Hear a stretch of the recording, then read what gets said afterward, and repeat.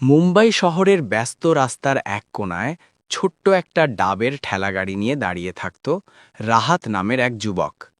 তার পরনে ছিল পুরনো শার্ট, মুখে ঘাম, কিন্তু চোখে ছিল অদ্ভুত এক স্বপ্নের ঝিলিক। প্রতিদিন সকাল থেকে রাত পর্যন্ত সে ডাব নিন, ঠান্ডা ডাব বলে ডাক দিত, আর নিজের ভাগ্য বদলানোর অপেক্ষায় থাকত। একদিন দুপুরে শহরের সবথেকে বিলাসবহুল গাড়িগুলোর একটি এসে তার সামনে থামল। গাড়ি থেকে নামল ধনী ব্যবসায়ী পরিবারের একমাত্র মেয়ে তানিশা চৌধুরী। তার হাঁটায় ছিল অহংকার, চোখে ছিল অবহেলা। সে রাহাতের দিকে তাকিয়ে বলল, একটা ডাব দাও। রাহাত হাসি মুখে ডাব কেটে দিল। তানিশা ডাব খেয়ে ঠান্ডা নিঃশ্বাস ফেলল, কিন্তু টাকা না দিয়েই ঘুরে যেতে লাগল। রাহাত বিনয়ের সাথে বলল, ম্যাডাম, টাকাটা। কথাটা শেষ হওয়ার আগেই তানিশা থেমে পেছনে ফিরে তাকাল। তার ঠোঁটে একটা তাচ্ছিল্যের হাসি ফুটে উঠল। সে বলল, এইটুকুর জন্য এত কথা? তোমাদের মতো লোকদের এত আশা করা উচিত না। আশেপাশের মানুষজন চুপ হয়ে গেল, যেন কেউ কিছু বলতে সাহস পেল না। কিন্তু রাহাতের চোখে কোনো ভয় ছিল না। সে শান্ত গলায় বলল, ম্যাডাম, এটা আমার পরিশ্রমের দাম, আমি ভিক্ষা চাইছি না। এই কথা শুনে তানিশা একটু থমকে গেল, তারপর হেসে বলল, তোমার দাম এতটুকুই থাকবে, এর বেশি কিছু না, বলে সে গাড়িতে উঠে চলে গেল। রাহাত কিছুক্ষণ চুপ করে দাঁড়িয়ে রইল, তারপর আকাশের দিকে তাকিয়ে নিজের মনে বলল, একদিন আমি নিজের দাম নিজেই ঠিক করব। সেই দিনটা তার জীবনের মোড় ঘুরিয়ে দিল। এরপর থেকে সে শুধু ডাব বিক্রি করত না, প্রতিটা মানুষকে বুঝতে চেষ্টা করত, প্রতিটা কথাকে শিক্ষা হিসেবে নিত। রাত হলে সে মোবাইলে ব্যবসা শেখার ভিডিও দেখত, নতুন নতুন আইডিয়া লিখে রাখত, আর নিজের স্বপ্নকে প্রতিদিন একটু একটু করে বড় করত। তার ঠেলাগাড়ির পাশে বসেই সে নিজের ভবিষ্যতের পরিকল্পনা করত, আর মনে মনে প্রতিজ্ঞা করত, এই অপমানের জবাব সে একদিন কাজ দিয়ে দেবে, কথায় নয়। সেই ঘটনার পর রাহাতের জীবনে যেন এক নতুন অধ্যায় শুরু হলো। আগের মতো সে শুধু ডাব বিক্রি করত না, এখন প্রতিটা মুহূর্তকে সে কাজে লাগাতে শুরু করল। দিনের বেলা রাস্তায় দাঁড়িয়ে ডাব বিক্রি করার সময় সে মানুষের কথা, আচরণ আর সিদ্ধান্ত নেওয়ার ধরন গভীরভাবে লক্ষ্য করত। কে কিভাবে কথা বলে, কার চোখে কেমন ভাব, সব কিছু সে নিজের মনে জমা রাখত। আর রাতে যখন শহর ধীরে ধীরে শান্ত হয়ে আসত, তখনই শুরু হতো তার আসল যুদ্ধ। ছোট্ট একটা ভাঙা ঘরে বসে মোবাইল হাতে নিয়ে সে ব্যবসা, মার্কেটিং আর সাফল্যের গল্প দেখত।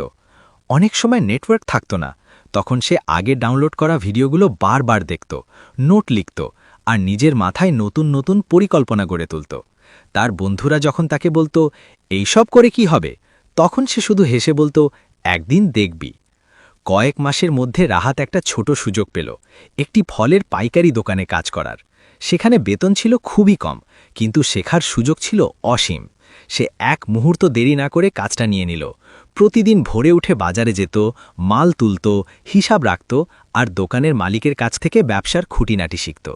অন্য কর্মচারীরা যেখানে কাজ শেষ হলেই চলে যেত, রাহাত সেখানে বাড়তি সময় থেকে বুঝতে চাইত কোন জিনিস কেন বিক্রি হয়, কোন সময়ে বেশি কাস্টমার আসে, আর কিভাবে লাভ বাড়ানো যায়।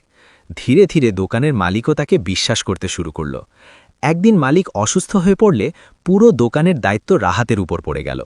অনেকেই ভাবছিল দোকানটা সেদিন ভালো চলবে না, কিন্তু রাহাত নিজের বুদ্ধি আর কৌশল দিয়ে সেই দিনই সবচেয়ে বেশি বিক্রি করল। এই ঘটনা সবাইকে অবাক করে দিল। এদিকে সময়ের সাথে সাথে রাহাতের চিন্তাভাবনা আরও বড় হতে লাগল।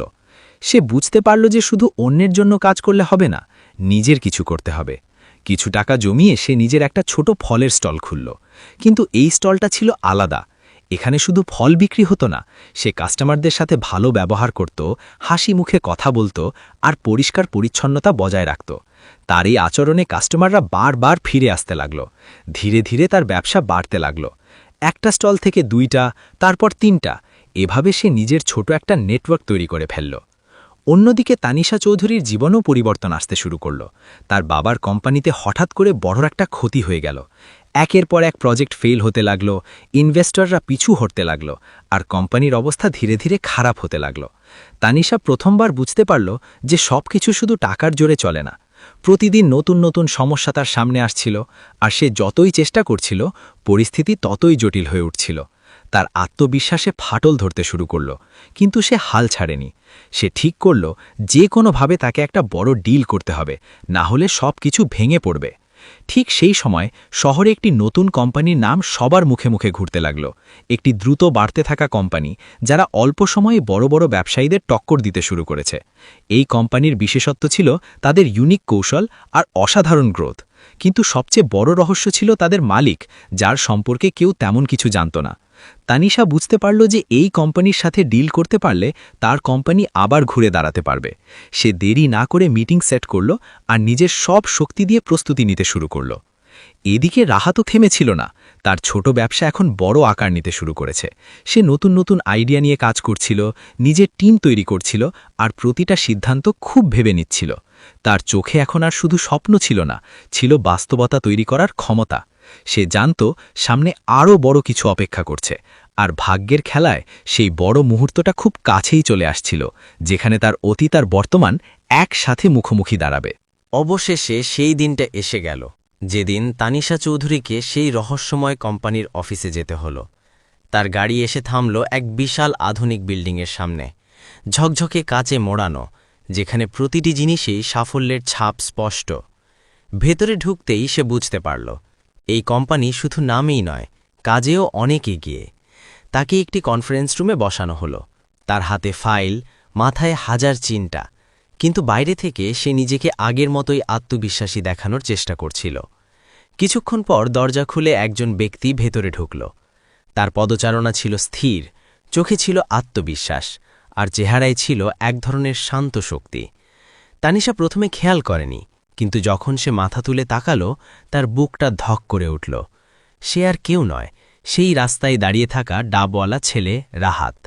মুহূর্তের জন্য তানিশার মুখের রং পাল্টে গেল, যেন সময় তাকে হঠাৎ থামিয়ে দিয়েছে। কিন্তু রাহাত সম্পূর্ণ স্বাভাবিক ছিল। সে নিজের চেয়ারে বসে ফাইল খুলল এবং শান্তভাবে বলল, আপনি শুরু করতে পারেন। তানিশা কাঁপা গলায় নিজের প্রেজেন্টেশন শুরু করল। সে তার কোম্পানির সমস্যা, সম্ভাবনা আর এই ডিলের গুরুত্ব বোঝাতে লাগল। তার প্রতিটি শব্দে চাপ ছিল, কারণ সে জানত এই সিদ্ধান্ত তার ভবিষ্যৎ নির্ধারণ করবে। রাহাত মনোযোগ দিয়ে সব শুনছিল, মাঝে মাঝে নোট নিচ্ছিল, কিন্তু তার মুখে কোনো আবেগ ছিল না, যেন এটা শুধুই একটি সাধারণ মিটিং। তানিশা যখন তার কথা শেষ করল, তখন ঘরে নীরবতা নেমে এলো।